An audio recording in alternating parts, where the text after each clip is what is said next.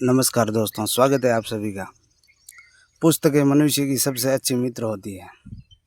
एक अच्छी पुस्तक हमें ज्ञान देती है, सोचने की शक्ति बढ़ाती है और जीवन में सफलता की राह दिखाती है। लेकिन आज के डिजिटल युग में मोबाइल, सोशल मीडिया और मनोरंजन के अनेक साधनों के कारण पढ़ने की आदत धीरे धीरे कम होती जा रही है।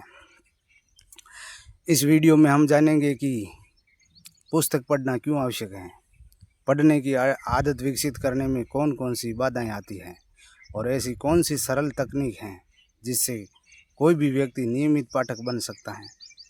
तो आइए शुरू करते हैं। पुस्तकें केवल ज्ञान का स्रोत नहीं है, बल्कि व्यक्तित्व निर्माण का भी माध्यम है।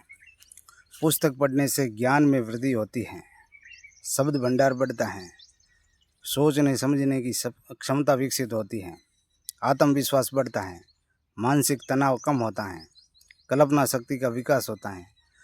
महान व्यक्तियों की सफलता के पीछे पुस्तकों का महत्वपूर्ण योगदान रहा है। वे नियमित अध्ययन को अपने जीवन का हिस्सा बनाते थे।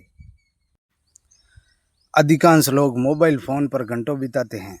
सोशल मीडिया का अत्यधिक उपयोग, टीवी और वेब सीरीज, समय प्रबंधन की कमी, रुचि के अनुसार पुस्तक का चयन न करना, तुरंत मनोरंजन पाने की आदत। जब हम लगातार छोटे छोटे वीडियो देखते हैं तो हमारा ध्यान कम समय तक केंद्रित रह पाता है। परिणाम स्वरूप पढ़ना कठिन लगने लगता है। अक्सर लोग शुरुआत में ही बड़ी बड़ी पुस्तकें पढ़ने का लक्ष्य बना लेते हैं। यह सबसे बड़ी गलती है। यदि आप नए पाठक हैं तो प्रतिदिन 10 मिनट पढ़ने का लक्ष्य रखें। धीरे धीरे 10 मिनट से 15 मिनट, 15 मिनट से 20 मिनट, 20 मिनट से 30 मिनट, इस प्रकार पढ़ने की क्षमता स्वतः बढ़ती जाएगी। याद रखिए, निरंतरता मात्रा से अधिक महत्वपूर्ण है। कई लोग ऐसी पुस्तक पढ़ना शुरू कर देते हैं जिसमें उनकी रुचि नहीं होती। इससे पढ़ने में उत्साह समाप्त हो जाता है। आप अपनी रुचि के अनुसार पुस्तकें चुन सकते हैं। प्रेरणादायक पुस्तकें, जीवनी, इतिहास, साहित्य, धार्मिक पुस्तक, विज्ञान। जब विषय पसंद होगा तो पढ़ना बोझ नहीं लगेगा। हर अच्छी आदत के लिए निश्चित समय आवश्यक होता है।